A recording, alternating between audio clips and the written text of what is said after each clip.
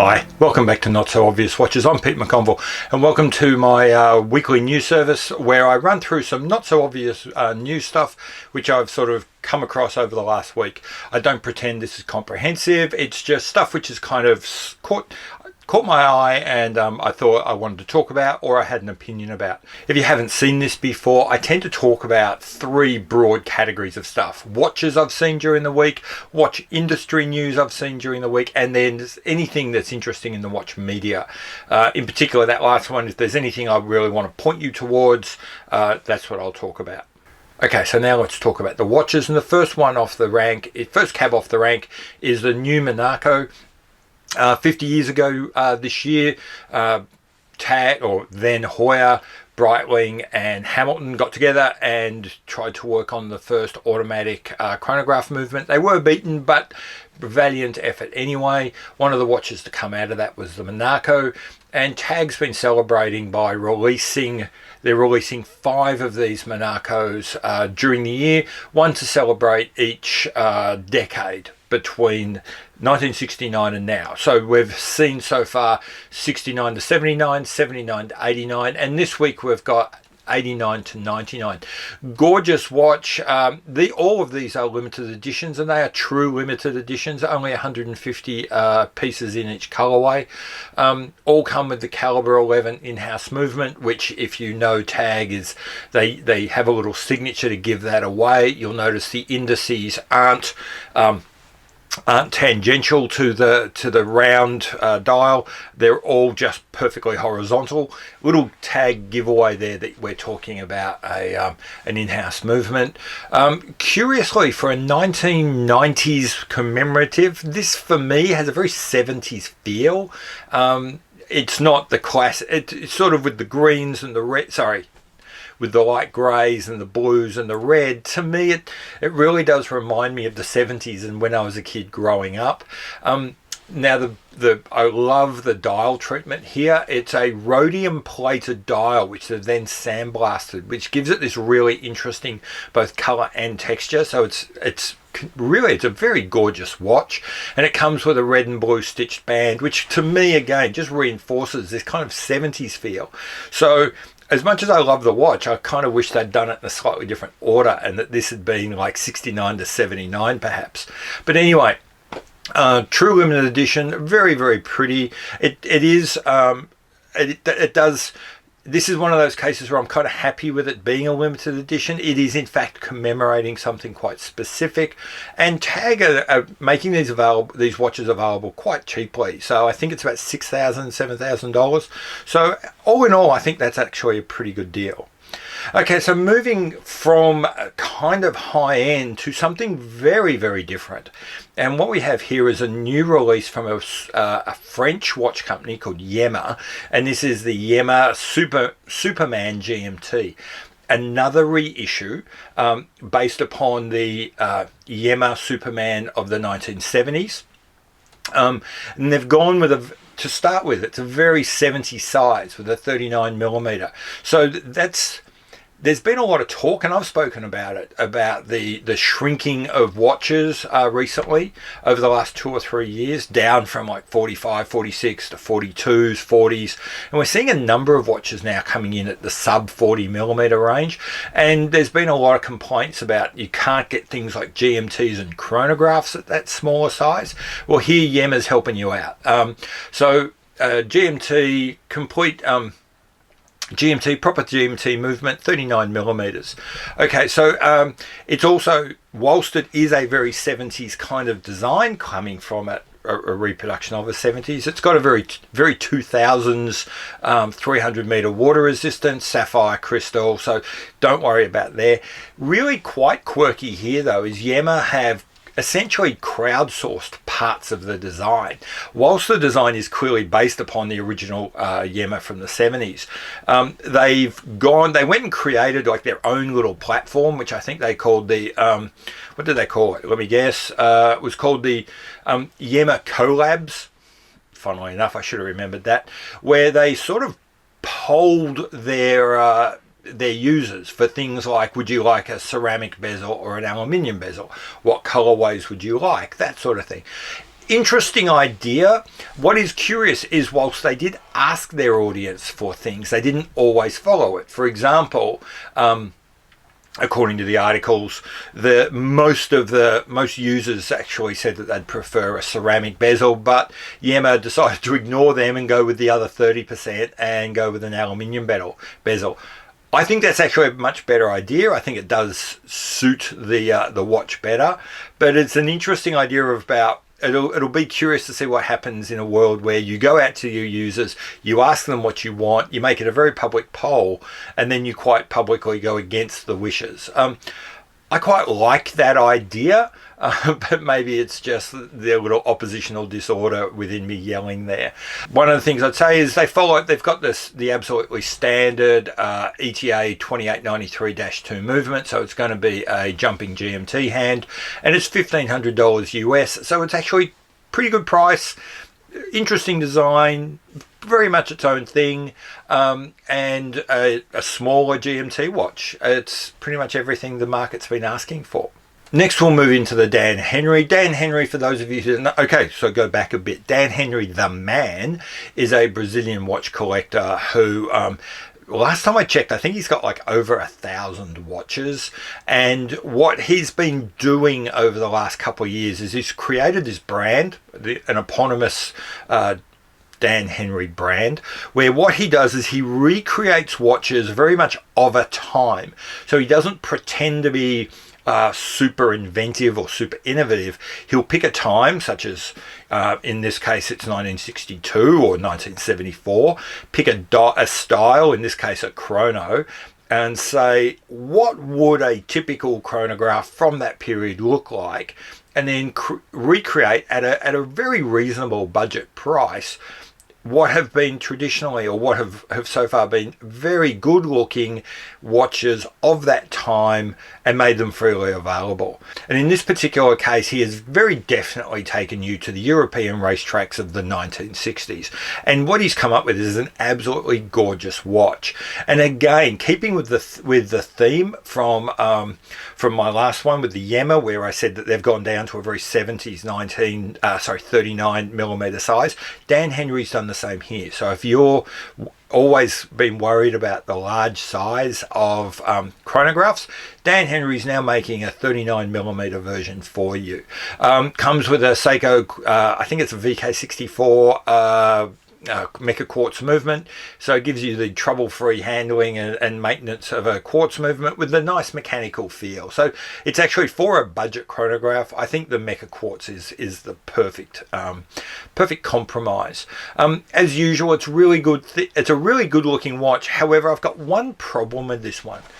Dan Henry normally does a really good job of, as I said before, he quite deliberately evokes a time, but normally what he does is he does a really good job of creating something of a pastiche of designs, so that you can't really look at a watch and say this is where it's come from. You know, this is a copy of a particular watch. It's normally of a time, but not of a particular watch. Now, I will not take credit for making this observation. I think I picked it up from the guys on the Time and Tide website, where they said if you look at this new one, there's clearly elements of Daytona. And my immediate reaction was, you know, they've just taken the bezel from the Speedy, but they also mentioned that it references, and quite clearly references, some of the Universal Genève chronographs of this time. Now, I had no idea what that was. I went and Googled it, and I came away from that disappointed.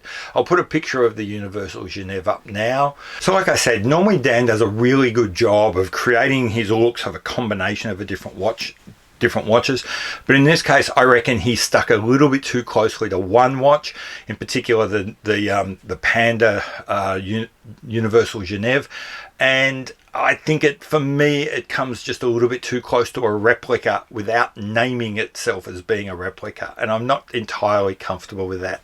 So I wish Dan had done a bit better there. Just pick a colorway other than the straight black and white Panda and you're probably fine. That's what I'd be doing. Okay, so now we're going to move into got to take a deep breath. Lots of new watches out this week. Now we're going to move into yet another Longines Heritage Edition. Now it's the military COSD. COSD standing for Company Ordnance Supply Depot. And if that doesn't give you enough of a hint, yes, it is a military styled watch. It is, as most of these Longines are, a very close replica of, or a very close reproduction, reissue of an original Longines watch. And it's really, really good looking. It comes with a classic sort of field and military look with all the very simple printed Arabics, the 12 and 24-hour scale. It's got a design which always looks good, which is the classic blued hands against a plain white background. So really, how bad can you be? A little bit bigger than the other watches we've been talking about so far at 40 millimeters. Some really interesting casework with this kind of tuna tin styled case, but with some quite interesting, almost claw-like lugs, which I really like. Okay, this is not going to be a bargain basement special, but at the same time, it's not very expensive. They're talking around about 2,000, or I think it's 2,200 Australian dollars, which I think is going to work out to about 1,600 US. So for a good quality watch from a main street brand, really interesting, not like anything else, referring back to its own history, that's a pretty good price. And whatever else you might think of Longines, they make a pretty good watch. The build quality on this is going to be excellent. So yeah, nice watch, interesting, decent value. Looking forward to seeing it in the metal. Okay, so the last watch today is from a German brand called Tutima. Based in Saxony, I believe. There's almost two different kinds of watch from Tutima. There is their high-end gold case, classically designed, very simple, almost always in-house mechanical hand wind movements, quite high-end. And you know, you're generally looking at 10,000 US and above for these watches. And from the same company, you'll get $2,000 to $3,000 very workmanlike tool watches. Again, running very simple, very workmanlike, tooly kind of movements, exclusively from ETA. This is an interesting watch that they've introduced now, which is sort of straddles those two spaces. So what we're talking about here is the Tutima Flieger automatic. And normally when Tutima do these Fliegers, as I said, they're very simple, very tooly, very much a recreation of watches that could have been produced any time over the last several decades. This time they've gone out and thrown a splash of color on with this really quite bold and brilliant green degrade radial from black to green in the middle, and it's thrown into this mix really brilliant red hand, and it's very, well, now that I think of it, it's very Christmassy. It's also very decorative, and it's not really fits within the normal strict kind of Tutima range. Decent price at 1,350 euros, so that's probably going to work out to 1,400 bucks. So all in all, really nice, interesting watch. Nice move from Tutima away from some of their more workmanlike stuff, a little bit more play. So check it out, and if you're interested in something that's German and a little bit different, have a look here. So that's it for the watch news. Now let's talk about some watch industry stuff. And the first thing at my end, at the YouTube vlogger end, probably the big news has been the stuff that's come out, I think, from Deepdweller about Ginault and their likelihood, or the strong possibility, the strong evidence linking Ginault to a former counterfeiting company. Now, personally, the only thing I've been surprised about here is the surprise that anyone could have that a company perfectly happy to knock off Rolex might occasionally change a few microns of paint to counterfeit Rolex. What this discussion has done, it has once again reinforced in my mind that we in the watch community, I shouldn't say we, this is something I don't share with the watch community.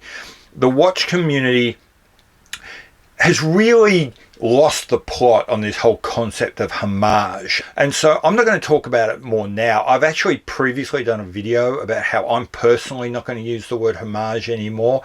I wasn't really going to touch it again, but this Ginault story and some of the discussion around it has really reinforced in my mind that this is possibly worth coming back to and having a bit of a poke around this word homage and how meaningless it is and how we really should stop using it, because it gives comfort to knock off artists and ultimately probably counterfeiters. So that's going to be a topic that's coming up. But yeah, clearly the big Ginault story going around is this week has dominated a lot of the vlogging and forums. If you've got any questions about it, just Google Ginault controversy. You'll find it in about 2 seconds. Okay, so moving next, Watchpro had a not particularly interesting sort of profile and a little bit of an interview with George Kern, who's the CEO now of Breitling. There was some interesting background in there about what George Kern did when he was at IWC, and probably even more interesting is what happened when Richemont made some internal restructures, gave him a new job, and then by and large it looks like he didn't like the way that structure had worked out, and he's come across to Breitling. Some discussion in there about what the changes that he's made. There's nothing particularly new or innovative in there. It's probably worth having a bit of a look if you are interested in Breitling, but it doesn't really change anything. What I did find interesting was a couple of graphs that they had in here, which sort of showed both the size of Swiss watch sales for around about 20 companies and the growth that had occurred in those companies over 2017 and 2018. So this is kind of like on the cusp of when George Kearns came in and probably his first year. So it doesn't really say much, I think, about him, but it does say some interesting things about Breitling and where they fit in the market. And there's some interesting stuff in there also about some other companies. So the first thing is, the first graph I'm going to put up now very much shows that Breitling is probably the biggest of the small companies in that Swiss range. So there, if you look at the graph, you can see that there's a real sort of, obviously Rolex at the top, coming down through Omega, and then there's sort of this curve, and the elbow of the curve is kind of divided between Jaeger-LeCoultre and Breitling. And Breitling's just on the small side, and JLC's the company just on the big side. So you can really see Breitling's in this very interesting position. If you go to the next graph, where you see the growth rates of those two companies, of all the companies, but those two in particular, you see JLC absolutely flat, not moving at all, and Breitling showing some significant growth. Not the highest growth, but a long way from the lowest growth in this sector. So interesting, because I wouldn't be surprised to see in 2019, 2020, those companies switching sides and JLC becoming a large small company and Breitling starting to act more like a small large company. So all that's about the watches and the watch industry. Now let's look at the watch media. Not a lot going on this week, so this part's going to be pretty quick. There is an interesting podcast on Worn & Wound where the guys there are interviewing the CEO, and they say co-founder, but there's an interesting story about how he didn't really co-found, he just bought Chrono24. So yeah, it's a story about Chrono24, how it was created, where it's going, what it's doing. It's not groundbreaking, it's not fascinating, but in a quiet week where there's not a lot going on, it is an interesting podcast, and I'd suggest you go pick that up. In YouTube, interesting thing has happened. Now, I'm reasonably new to YouTube, so I don't know this guy, Paul Thorpe, a UK watch dealer. It looks like he kind of was reasonably big about 3 or 4 years ago, had a huge back catalogue, vanished, took all his stuff off, and has suddenly just re-emerged and dumped literally hundreds of videos back on. I haven't seen much of them. Seems like an okay presenter, certainly knows his stuff. But more than anything, there's some really interesting little time capsules, and he recognizes this. Some really interesting little time capsules of him saying what he thinks is going to happen in 2016, suddenly just popping back up on 2019. He does provide some commentary on some of these videos. He's gone back and edited some. So, like I said, I haven't watched a lot. I've watched one or two here and there, but if you're interested in that little sort of time capsule feeling, Paul Thorpe, go have a look. It's kind of cool. Watchfinder did a nice piece also on the Bulgari Octo Finissimo. I've got to say, this is actually one of my favourite watches. It's one of my grail watches. So whenever I hear it mentioned, I kind of geek out on it. And I probably should be telling you all, don't go watch it. Don't ever go buy their watches. I want to drive the price down. But yeah, interesting little video kind of about how Bulgari is trying to become more and more mainstream, more and more known as a watch brand, and what that means in this particular watch. It's an interesting video, and I'd recommend you go see it. That's it. A very short video this week, I think, by normal comparisons. My last one was like 40 minutes. I strongly suspect this one's going to be a bit shorter. A lot more watches, but because I don't get hands-on, I skip through it fairly quickly. And the point of this is not to tell you everything. It's more about just letting you know that stuff is on.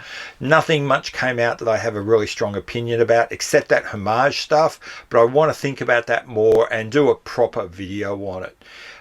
Heads up, I think we should start naming watches for what they really are. Stop calling them homages and letting people hide behind that, and we should start calling them straight out what they are, which are knockoffs.